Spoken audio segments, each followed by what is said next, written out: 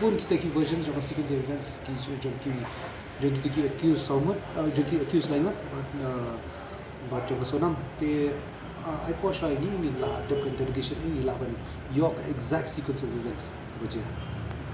Once we get the facts of the matter, no, I mean right now the facts are fluid.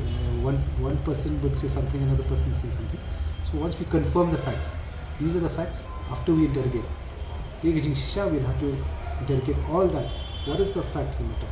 Some people could, because it always happens in a crime when you catch a group of people, one person will throw the ball to the other.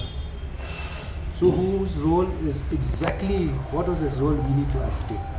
And after we've ascertained everybody's role out there, then we'll do the reconstruction. Otherwise we'll have to do reconstruction 2-3 times. And it's not feasible. Kerja tohkit kadang senang. Mula ia kerja tohkit tinggal bentuk dan shoot berarti ni. Kita sanggup lah syaras. Buat kita production dan production.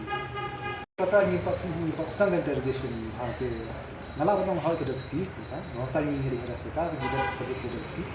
Kita dekti hindai banong confession ke ditang hakut.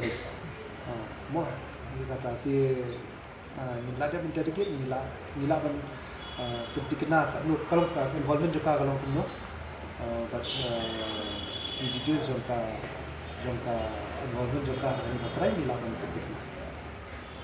Lagi sesuatu ini apa kalau ada crime ke headnya biar tambah lagi di kulit plan kalau kumno kumoi menjadi kapulang atau plan tengah di news ni sakit kan plan itu flop.